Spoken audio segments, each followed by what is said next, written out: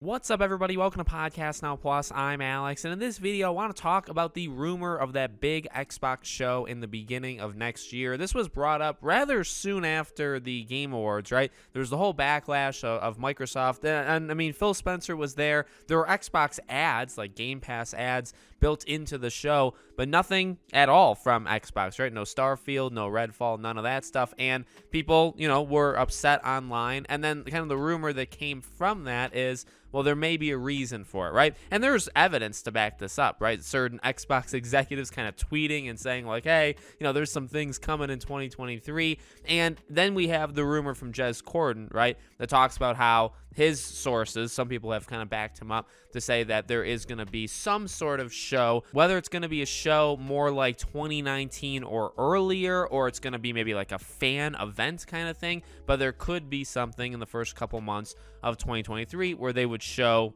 and have an update for some of their games. And I think that's honestly a great idea. I would almost say like I would prefer it. I mean, I do love the individual like Nintendo Directs, or if Sony does, PlayStation showcases or state of plays, Xbox does their own. I mean, the Game Awards was awesome. It was huge. It was helped by kind of a mix of a lot of different studios as well. But I'm totally fine with having, a thing like the Game Awards and then also having these companies do separate things. And of course, there's a lot that Xbox needs to show, right? Or can show. It's actually kind of a blend of that, right? They need to start showing stuff for Starfield. Whether the game comes out in the spring or it's, pushed to say like the fall period, like a kind of a 1 year delay from when it was supposed to be, you gotta start showing stuff. I just think for fans' sake. Redfall, right, seems to be the one that would release first, so maybe you have a release date for that. I've seen people obviously throw out like the Forza 8 and Forza Horizon 5. I mean, and then actually I believe one of them had promised new info in early 2023, and then you have the batch of the games that are coming somewhere in the future that we don't really know when. State of Decay, Indiana Jones, Hellblade 2. I mean, you can keep going because there are so many games that Microsoft is working on that should come out within the next